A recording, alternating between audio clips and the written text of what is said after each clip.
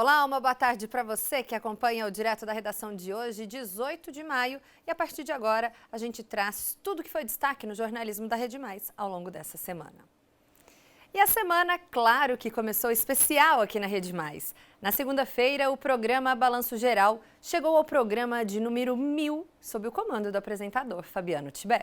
Cinegrafistas, operadores, produtores, diretores comerciais, tudo para montar uma estrutura fora dos estúdios da Rede Mais Record TV. A comemoração do programa 1000 foi a cara do Balanço Geral, no meio do povo. Aos poucos, os telespectadores foram chegando e a Praça do ET ficou cheia. Todo mundo queria ver o apresentador de pertinho. Ver o Tibé, nós gosto mais do Tibé, é muito louco ele. Ele é firme nas coisas que ele fala, né? Nossa, a gente diverte muito, sempre meio-dia eu já apoio na Record, né? Eu assisto ele todo dia, quase tudo, sabe, do princípio ao fim. Amo o Tibé, eu gosto de assistir o programa dele todo dia. Antônio e José vieram de Poços de Caldas. 5 horas da manhã para ver o Tibé aqui, essa praça aqui. Eu acho legal ele atender as criancinhas lá, tudo, sabe? Faz aquele pedido deles lá, né? Que foi uns que fala pouco maconheiro, né? Ou outro não sei o quê. Eu acho legal pra caramba aquilo lá. Enquanto os pais aguardavam o Tibé chegar, as crianças se divertiam na cama elástica e também se deliciavam com algodão doce e pipoca.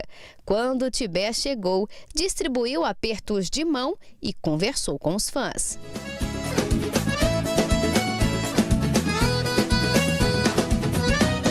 Mas além da simpatia do apresentador, o que atraiu muita gente aqui para a praça foi a premiação. São R$4.000 em mercadorias. A fila se formou rapidinho, só para a gente ter uma ideia, ela começa aqui. Já deu a volta na tenda e olha lá onde está o final dela.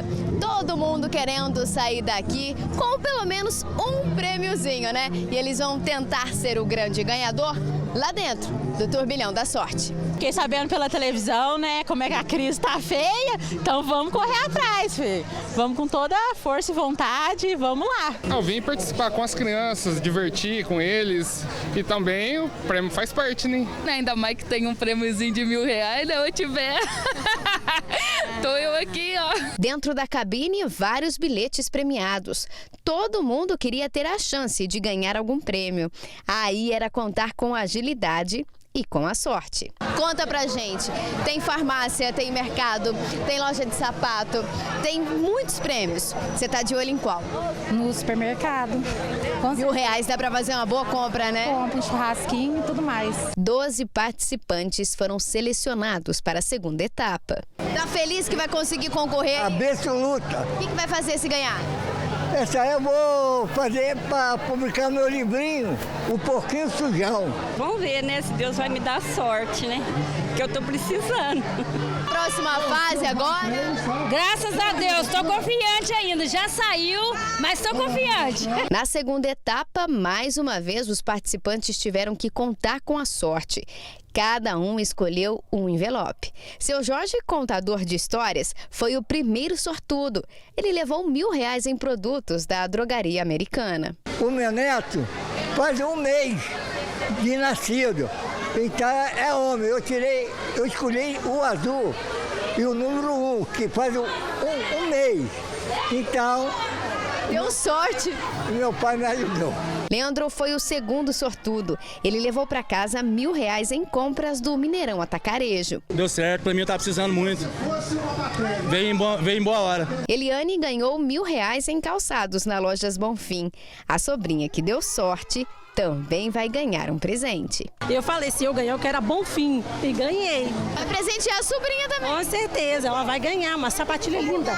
Olha, agora uma sandália. Você quer uma sandália? Quero. E o último prêmio do dia foi para Gislaine, que levou para casa R$1.000 em produtos na loja FC Cell. Eu tava precisando, porque o celular do meu menino quebrou, eu ia ter que comprar outro, agora eu ganhei. E como o Balanço Geral é um programa do povo, a comemoração dos 1000 programas não poderia ser em outro lugar. Eu vou que vou, que vou, que vou, tô que tô legal.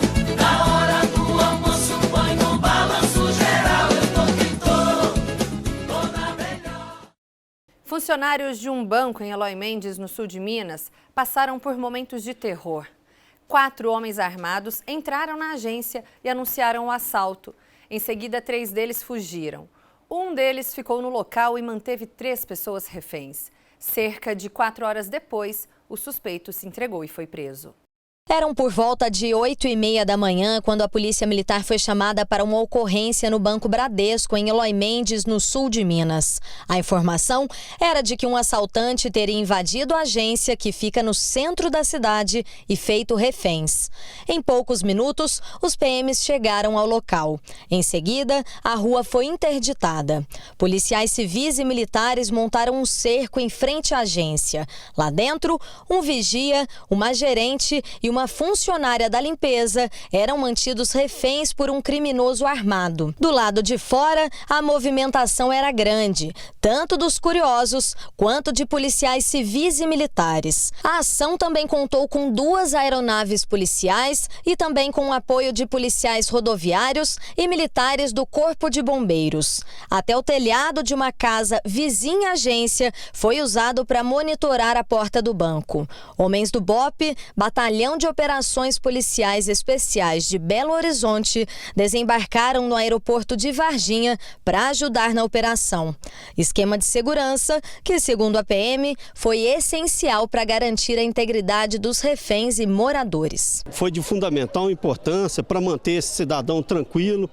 Não fizemos nenhum adentramento. Enquanto o cerco era fechado, cada movimento do criminoso e dos reféns estava sendo monitorado pelas câmeras do circuito de segurança da agência. Depois de mais de 3 horas, um homem de camiseta branca chegou escoltado por policiais. Era o pai do suspeito. Ele foi localizado em Alfenas, também no sul de Minas, e levado até Eloy Mendes para convencer o filho a se entregar. O pai disse: filho, eu estou aqui, vim aqui para te tirar disso aqui, nada vai te acontecer. Então ele se entregou 2 armas e entregou os reféns. Depois de cerca de 4 horas, o suspeito e o pai dele deixaram a agência e foram colocados na viatura da PM. Ele foi identificado como Antônio César Leal, de 36 anos. O homem é natural de Campinas, no interior de São Paulo, e morava em Alfenas. Depois de passar por atendimento médico, Antônio foi levado para a sede da Polícia Militar em Eloy Mendes, onde preferiu se manter em silêncio. Já o pai dele, José Brasil Leal, tentou agredir a nossa equipe. A cidade, com pouco mais de 27 mil habitantes, praticamente parou para acompanhar a ação da polícia. Segundo a empresa que faz a segurança do Bradesco, 2 vigias trabalham no período da manhã, aqui no banco. Um deles chega um pouco mais cedo e foi justamente ele quem foi rendido pelo criminoso. Ao chegar para trabalhar, esse segundo vigia percebeu que algo não estava normal na agência.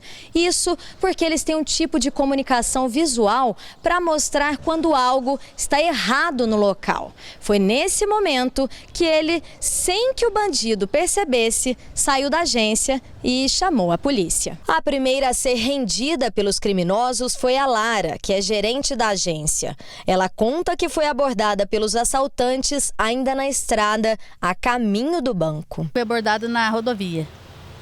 E aí eles entraram no meu carro.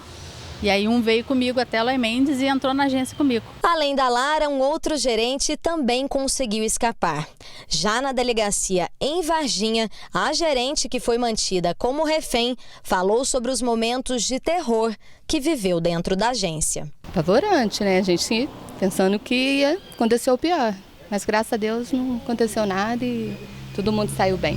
Outra refém é a Elisângela, que trabalhava na limpeza quando foi rendida. Mandou ficar do lado delas. Todo o tempo fiquei do lado delas. Antônio também foi levado para a delegacia. Lá ele conversou com a imprensa, disse estar arrependido e tentou explicar por que o assalto falhou. As câmeras eram online. Oi? As câmeras do banco online.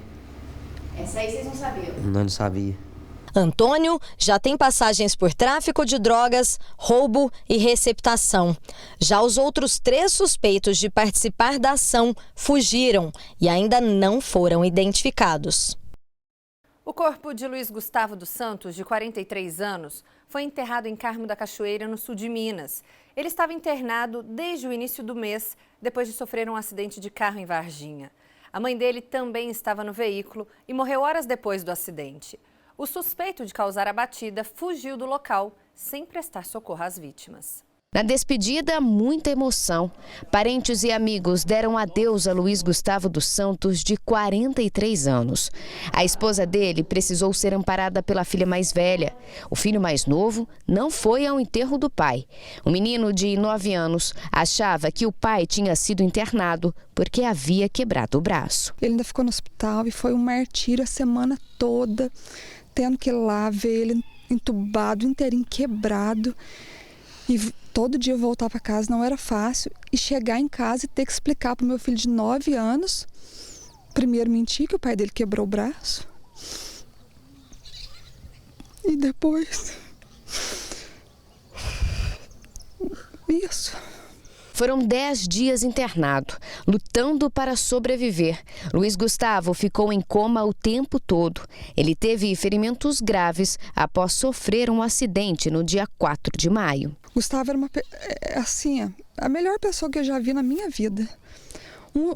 Ele não era um pai, ele era um pai, tinha 2 filhos, o meu filho, o Arthur, a Letícia. Era um super pai, era uma super pessoa, ele era generoso. Assim, não tem como explicar. O acidente aconteceu na Avenida Princesa do Sul, que dá acesso à BR-491. Luiz Gustavo e a mãe dele, Carmen Rita dos Santos, de 73 anos, estavam no carro do rapaz. O veículo foi atingido na traseira por um outro veículo que seguia no mesmo sentido. Testemunhas contaram à polícia que o veículo estava em alta velocidade. O carro onde estavam mãe e filho foi arremessado e bateu em uma palmeira.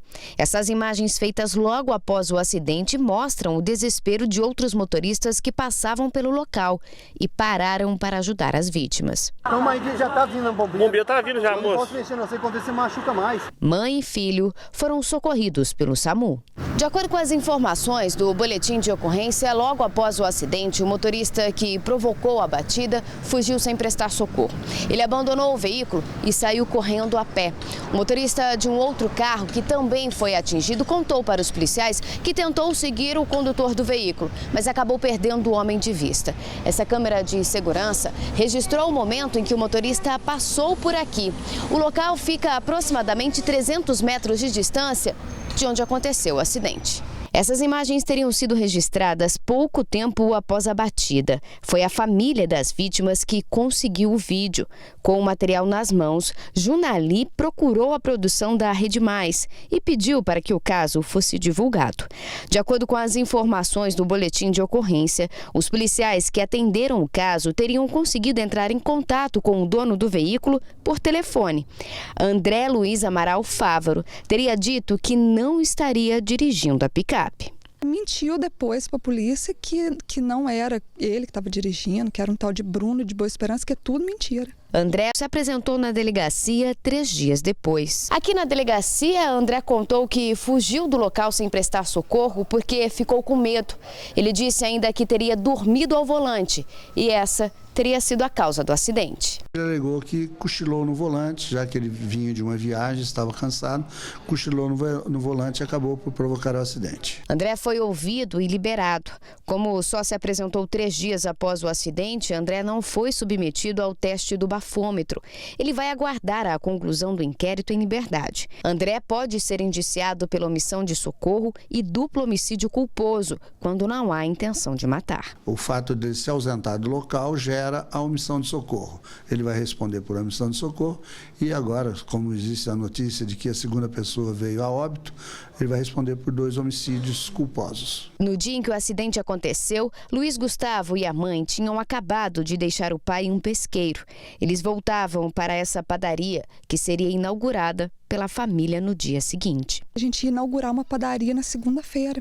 Então a mãe dele ia lá porque ela ia fazer receita de doce de abóbora, de arroz doce, ajudar a acabar de decorar a padaria. Era o sonho dele. Ele saiu do emprego dele há 2 meses para realizar esse sonho. E um dia antes dele realizar o sonho dele, acabou. Agora a família espera que o motorista pague pelo que fez. Se ele não for punido, Quem garante que amanhã ele vai fazer de novo, e de novo, e de novo? Quem vai parar ele? Alguém tem que parar. Não foi uma fatalidade, foi um crime. Por telefone, nós conversamos com André Luiz Amaral Fávaro, o suspeito de causar este acidente que nós mostramos na reportagem. Ele disse que não irá se manifestar sobre o assunto. E em Montes Claros, um homem de 56 anos foi preso suspeito de guardar drogas para traficantes. Segundo a Polícia Militar, mais de 600 papelotes de cocaína foram apreendidos na casa dele. A droga estava escondida dentro de um aparelho de som e foi encontrada pela cadela Iana. Aí, garota, muito bom, garota, muito bom. Aí, garota, muito bom.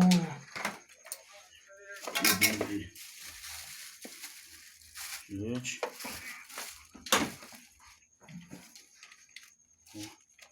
Balança de precisão.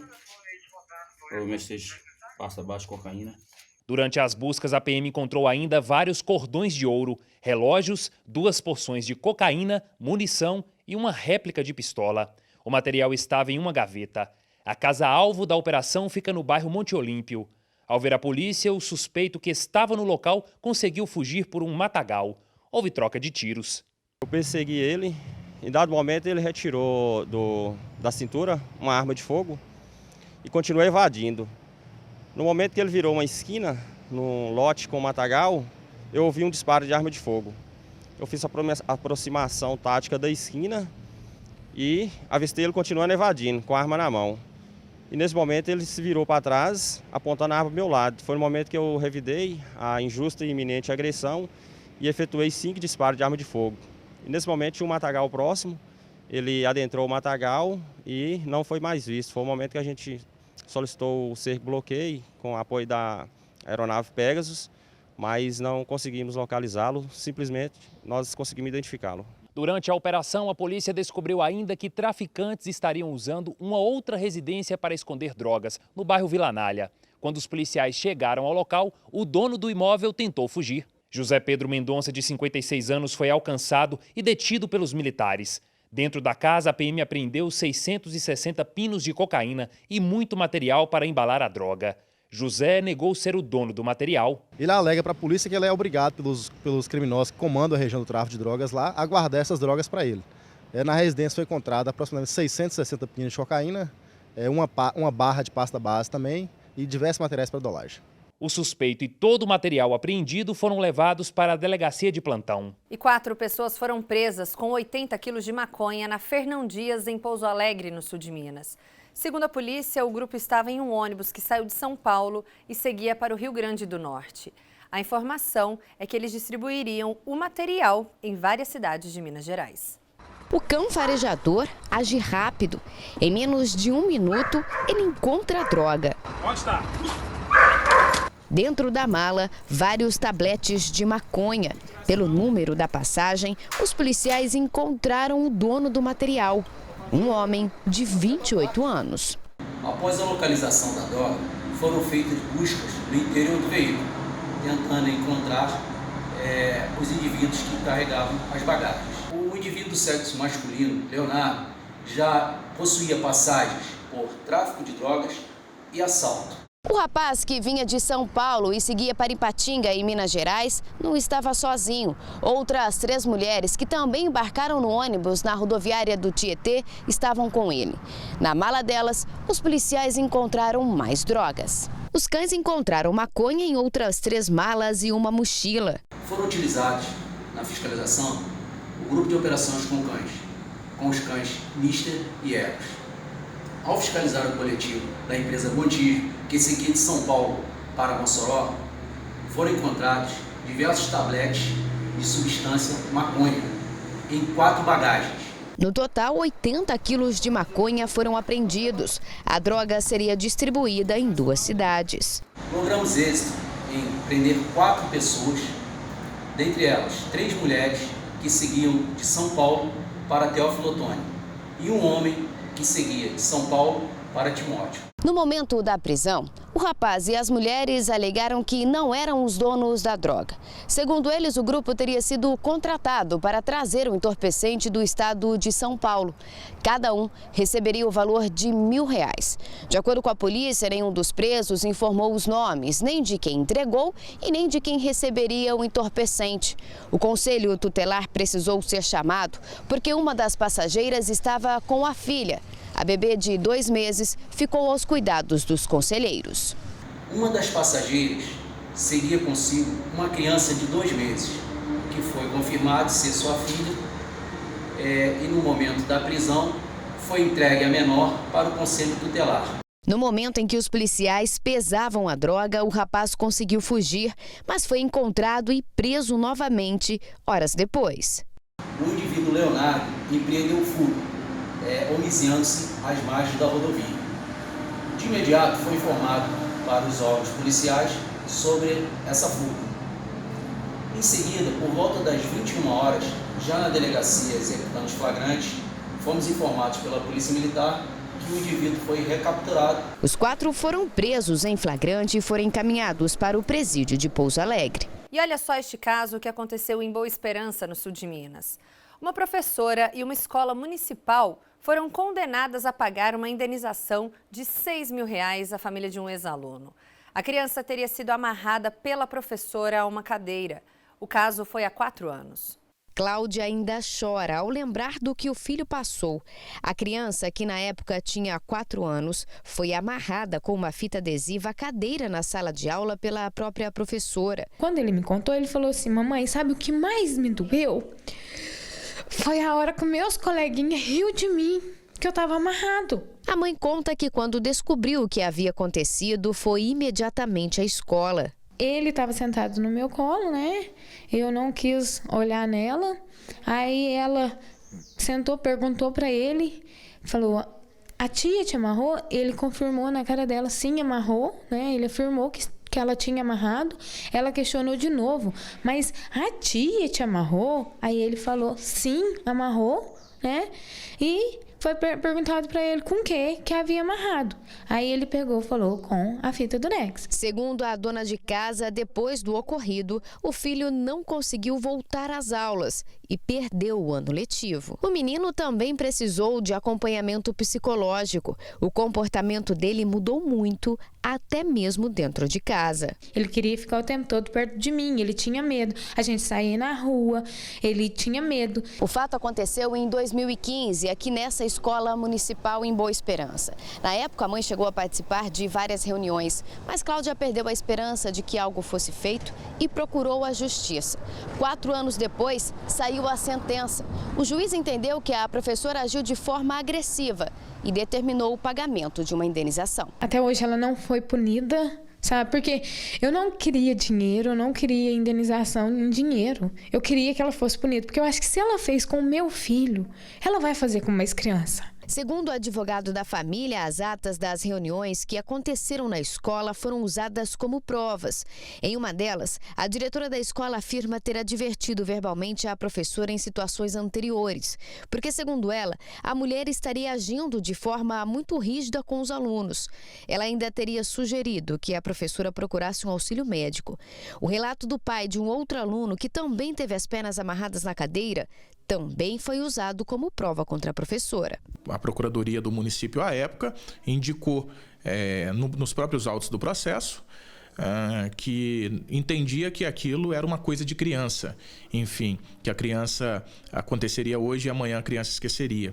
Mas a gente sabe que não foi isso. O profissional indicado para afirmar sobre isso seria um psicólogo, e como a psicóloga afirmou, a psicóloga inclusive que faz parte ou fazia parte dos quadros da prefeitura, indicou que o tratamento foi desproporcional e que de fato ocasionou e continuará ocasionando aí, através de um trauma, malefício para a criança. A professora e o município foram condenados a pagar R$6.000. O valor deveria ser pago pelos 2 réus. Com o recurso da defesa, o processo foi para a segunda instância. Na época, a prefeitura chegou a abrir um processo administrativo.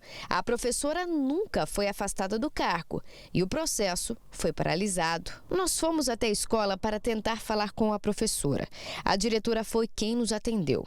Ela disse que a professora preferiu não gravar a entrevista. O secretário de Educação do município afirma que a prefeitura ainda não foi notificada da decisão judicial. Segundo o secretário, assim que for notificada, a Secretaria de Educação pode pedir a abertura do processo administrativo. Depende muito dessa análise jurídica desse processo. Acho que a gente tem que deixar claro, a nossa administração preza por transparência, tá certo? E justiça também. Nós não podemos nunca, porque hoje está uma onda nesse país de condenar as pessoas sem prova, previamente, nós não queremos correr nesse risco. A primeira providência é tomar ciência dessa condenação através do departamento jurídico, TO, e tomar as devidas providências. Eu quero justiça, eu quero que ela seja punida pelo que ela fez. Porque é difícil você sofrer uma coisa e ver que aquela pessoa que fez aquilo não está sendo punida. A partir de 24 de junho deste ano, as escolas particulares em todo o estado estão proibidas de vender alimentos com alto teor calórico. A decisão foi anunciada pelo Ministério Público de Minas Gerais, pela Secretaria de Estado de Educação e pelos sindicatos das escolas particulares de Minas Gerais. Refrigerantes, salgados e doces. As crianças gostam, mas no mês que vem a venda será proibida nas escolas particulares de Minas Gerais. Os alimentos têm prejudicado a saúde das crianças. Cada vez mais eu tenho atendido crianças com sobrepeso infantil, obesidade infantil e com alterações bioquímicas importantes. Então a glicose alterada, colesterol, triglicérides, alterações que não eram para ser percebidas em crianças. A Lara já sabe de cor os alimentos que ela pode levar para a escola. Normalmente é uma pera, banana ou uma maçã. Minha fruta favorita é uma maçã e eu gosto de comer pão de queijo. Então o que eu levo? E normalmente eu compro um suco aqui de goiaba natural. Agora você fica com vontade de comer outras coisas, salgadinho, refrigerante? Fico, só que não pode. Por quê? Por causa que a minha mãe não deixa. O exemplo vem de casa. A mãe é rigorosa na escolha do cardápio. Eu acredito que a educação alimentar tem que partir da família, não é uma obrigação da escola. A escola vem como orientadora, mas os hábitos fazem parte daquilo que os pais ensinam. Já esta psicóloga quer passar para o filho o que muitas vezes ela mesma não consegue fazer. A minha alimentação não é das melhores, né? Então a primeira preocupação é que nossos filhos sempre se alimentem, tenham hábitos melhores do que os nossos, né? Com a nossa rotina de trabalho, sempre muito apressada, é difícil estar em casa para poder oferecer alimentação adequada, incentivar, estimular, né? Essa é uma dificuldade. Às vezes a gente não tem o tempo para fazer uma lancheira mais saudável, precisa contar com a cantina da escola, né? Então é um recurso também, às vezes, é comprar o lanche. A decisão do Ministério Público de proibir a venda de alimentos com alto teor calórico foi anunciada nesta semana. Os estabelecimentos que vendem os produtos têm até o dia 24 de junho para se adequarem. Sobre esses alimentos que não vão ser mais comercializados a partir do próximo mês, o que você considera que é o mais complicado, o mais grave, o que traz um dano maior para a saúde das crianças? Bem, aqueles alimentos que as crianças costumam gostar mais, né? Refrigerante, suco de pacotinho, frituras, bolachas industrializadas, chips. Nesta escola, a diretora está orientando a cantina terceirizada para se adequar às normas do Ministério Público. O passo agora é realmente sentar junto escola e lanchonete e alinhar, né, dentro da lei o que a gente precisa reorganizar para atender essa demanda com um objetivo maior aí, que realmente é a saúde das nossas crianças. A alimentação saudável é um assunto que vem ganhando cada vez mais espaço. Essa estudante de nutrição sabe da importância de comer comidas com baixo teor calórico. A pesquisa que está sendo desenvolvida aqui na escola é uma pesquisa sobre um muffin de farinha de banana verde e chocolate, né, o cacau 100%, que a gente vai tentar introduzir na alimentação, fazer um teste de aceitabilidade dessas crianças. E esse bolinho, ele é um bolinho funcional, onde ele tem várias funções do nosso organismo, né? Melhorando a digestibilidade, melhorando o trato gastrointestinal dessas crianças e também contribuindo para o paladar dessas crianças. Essa mudança positiva precisa ter reflexo na educação familiar. A nutricionista dá dicas de como preparar os alimentos dos filhos. Fazer um programa, né? Fazer um cardápio para a semana e se programar. Porque às vezes a mãe acha que demanda muito tempo para preparar um lanche, mas se já tiver com tudo organizado, facilita. Né? E deixar também alimentos congelados, porque também ajuda muito, e dedicar um pouquinho, né? Não é fácil, é muito mais fácil realmente um alimento industrializado. Mas com o tempo, né, as mães vão perceber que também fazer aqueles alimentos não é tão complicado e não é tão demorado assim. Se as escolas retiram de suas prateleiras das lanchonetes os alimentos que a gente sabe que não fazem bem para a saúde dos nossos filhos, vai ficar mais fácil educar. E a onça pintada que andava rondando Juiz de Fora e assustando os moradores foi finalmente capturada. Pesquisadores e biólogos montaram uma armadilha e colocaram alimento para atrair o animal. Eram por volta de 8h30 da noite quando, enfim, a onça pintada foi capturada. Uma armadilha foi montada para atrair o animal. A equipe de veterinários usou sedativos para tranquilizar a onça. De acordo com os veterinários, a onça está em fase de reprodução e estaria marcando o território. A segunda aparição da onça pintada deixou os moradores de Juiz de Fora ainda mais assustados. Isso porque um dia depois de ter sido flagrada pelo vigia do Jardim Botânico, ela foi vista andando tranquilamente em uma rua do bairro São Dimas. O local fica perto do Jardim Botânico. As câmeras de segurança desse hotel registraram a passagem do animal. Repare no canto de baixo do vídeo. A onça vem do estacionamento. Ela surge no meio dos carros. O animal se aproxima da porta, vai até o outro lado e volta. Parece que a onça tenta procurar alguma entrada. Logo depois, ela vai embora. 6 dias depois, a onça voltou a aparecer, dessa vez no estacionamento de uma igreja. A foto foi tirada pelo pastor. Logo depois, outros 2 moradores registraram mais um aparecimento do animal. O vídeo foi feito no dia 5 de maio. Eles ficaram bem perto da onça, separados somente pela grade da ponte que fica próxima ao Jardim Botânico. No dia seguinte, a onça voltou no estacionamento da igreja. O vigia do local foi quem fez o vídeo. As imagens foram gravadas de dentro de um carro. Funcionários da universidade chegaram a se reunir com os responsáveis pela igreja para discutir a segurança do local. A onça percorreu vários bairros da cidade, todos próximos ao Jardim Botânico e sempre durante a madrugada. Um dos últimos registros foi feito por um cabo da Polícia Militar. Eram por volta de 2h30 da manhã. Ele voltava para casa depois do serviço. Achou estranho o barulho que vinha do matagal. O policial conseguiu tirar uma foto do animal. Na mesma madrugada, ela foi vista andando no bairro industrial. Na noite do dia seguinte, um morador de 72 anos chamou a polícia. Segundo ele, a onça invadiu o galinheiro e matou 9 galinhas. Ele disse que conseguiu espantar o animal. Além dos moradores, pesquisadores, biólogos e veterinários também estavam preocupados com a situação do animal. Há 80 anos, não tinha um registro de onça pintada na Zona da Mata. 7 instituições trabalharam na operação de captura do animal. O Centro Nacional de Pesquisa e Conservação de Mamíferos Carnívoros, o Campo de Instrução do Exército Brasileiro, o Corpo de Bombeiros, o IBAMA, o Instituto Estadual de Florestas, o IEF, a Polícia Militar, a Prefeitura de Juiz de Fora e pesquisadores da Universidade Federal de Juiz de Fora. O animal foi solto na Mata Atlântica, mas o local exato não foi informado. E um cantor chamou a atenção nas redes sociais depois que foi fotografado vendendo salgados no centro de Cambuquira, no sul de Minas. O sonho de Plínio de Andrade é gravar um clipe e fazer sucesso com a música de autoria própria. A esposa dele ficou desempregada e decidiu fazer salgados para ajudar a realizar o sonho do marido. Já vamos aproveitar para almoçar, comprar um salgadinho. É isso? Vamos, gente. Quem vê o Plínio assim vendendo salgados na rua, nem imagina o que ele é capaz de fazer. Amigo tava demorando pra ela me ligar. Só eu me ajeitar de outra pra ela me infernizar. Cê sabe como o fogo dela eu fui. Além do talento na voz, o Plínio também é compositor.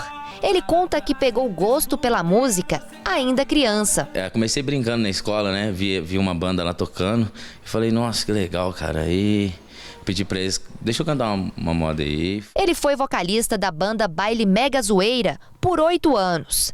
A experiência vivida traz boas recordações e hoje deixa muita saudade. O tempo vai passando e as dificuldades vão aumentando. E o sonho fica cada vez mais distante. Para conseguir se apresentar quando pinta um show, ele conta até com a ajuda de um amigo. Às vezes quando é show grande, vou pro contrabaixo. Aí quando é barzinho, voz e violão, ajudei no violão, mais com composição também. Ajudei diversas coisas sobre a música. Qual que é a dificuldade que você encontra hoje para poder viver da música? É grana, né? É dinheiro. Porque é muito caro pra você gravar assim. Devido a eu não ter material, porque eu saí da banda, então o material ficou com a banda, né? E essa banda continua com outro vocalista e tal. Então eu tô sem material, eu não tenho quase nada. Então tá bem caído mesmo, tenho tocado muito pouco. Além dos shows, Plínio ajuda o pai na roça. Mas o dinheiro não é suficiente para bancar o sonho de viver da música. Ele mora há 7 anos nessa casa junto com a Iná. A jovem está desempregada e, ao ver o sofrimento do marido, resolveu ajudar. No momento, né, o que eu posso fazer para ajudar ele é o salgado. Eu faço com muito carinho mesmo, porque eu acho que ele merece demais. Teve gente que veio e falou, sabe? Você não vai sentir vergonha, você é artista, você é cantor, vai sair vendendo salgado na rua. Aí aquilo eu falei, peraí, cara, eu sou cantor, igual é roubar, e eu tô atrás do meu sonho e postei, né, que eu tô juntando dinheirinho pra poder gravar. Os salgados são feitos em casa. Aqui cada um tem uma função. A Iná é quem coloca a mão na massa. Tudo é preparado com muito carinho. Depois de fritos, eles são colocados em uma caixa de isopor para chegar fresquinhos até os clientes. E aí é a vez do Plínio entrar em ação. Ele é o responsável por vender todos os salgados. Ele leva com 20, se sobra e às vezes se acaba, eu já rapidinho frito mais e ele já sai de novo. Em busca do sonho, ele vai a pé, batendo de porta em porta e passando nos comércios. Na rota está a barbearia de Eberton, onde a venda é garantida. A gente sempre tá ajudando ele, entendeu? A comprar o salgado, porque a gente é um sempre ajudando o outro, entendeu? Um é lavando a mão do outro e ajudando ele a realizar o sonho dele, né? Toda vez que entra esse dinheirinho, né? Aí eu penso muito, falar, já é um pequeno passo dado até chegar lá. Satisfeitos, os clientes dão força para o músico continuar a caminhada. Ele está correndo atrás de um sonho para se tornar uma pessoa conhecida na mídia, né? E isso é um sonho que a gente tem que correr atrás mesmo. A semana passada ele passou vendendo lá embaixo perto do parque, a gente compramos dele, realmente muito bom. Melhor da cidade. É o salgado top de linha. Plínio é um sonhador. Ele é um exemplo de determinação. Com bom humor e coragem, ele vai em busca de conquistar o que puder.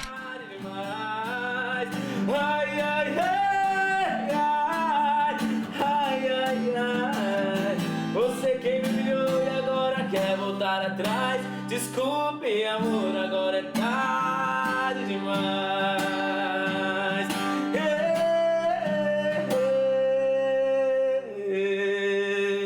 Tarde demais. Valeu. Muito legal a iniciativa dos dois, né? Bom, e agora é hora de falar de esporte. Pela Série A do Campeonato Brasileiro, hoje nós teremos 2 confrontos entre cariocas e mineiros. Logo mais às 6 horas da tarde, o Cruzeiro vai enfrentar o Fluminense lá no Rio de Janeiro. Às 7 da noite, o Atlético recebe o Flamengo em Belo Horizonte. Pela Série B, o América entra em campo amanhã às 4 da tarde contra o Sport Recife. Pela Série C, o Tombense vai receber o Luverdense daqui a pouco, às 4 da tarde. O Boa Esporte entra em campo amanhã, também às 4 horas, contra o Juventude, lá no Rio Grande do Sul. E para encerrar, pela Série D, a Caldense joga daqui a pouquinho, às 3 horas, contra o Vitória. E o Tupi pega o Novo Horizontino hoje, às 4 horas, no estádio Radialista Mário Helênio, em Juiz de Fora. E na nossa agenda cultural, você vai ver a programação do fim de semana no sul e no norte do estado e também na zona da Mata Mineira. Na Zona da Mata, em Juiz de Fora, hoje tem Authentic Games no Cine Teatro Central.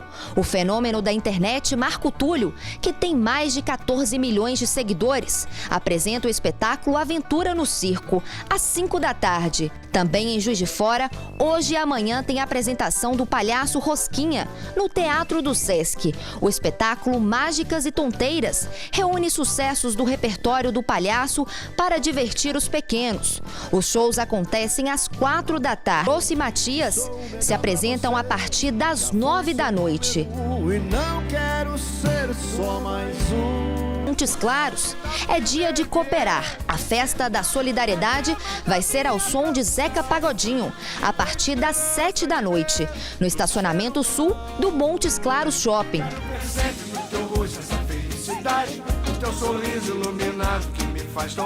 Hoje, também em Montes Claros, acontece pela primeira vez a festa Moroche Invade. O evento reúne o melhor do sertanejo, música eletrônica e funk, na Chácara Bugarin. Os shows começam às 8 da noite. Amanhã, ainda em Montes Claros, tem a festa Pôr do Sol, na quadra do Clube dos Fazendeiros. O grupo Atitude 67 e artistas da região agitam a galera a partir das 4 da tarde. Muita programação aí para o fim de semana, é só você se programar certinho e aproveitar da melhor maneira. O Direto da Redação de hoje fica por aqui, mas sábado que vem a gente tem um encontro marcado. Tchau, tchau.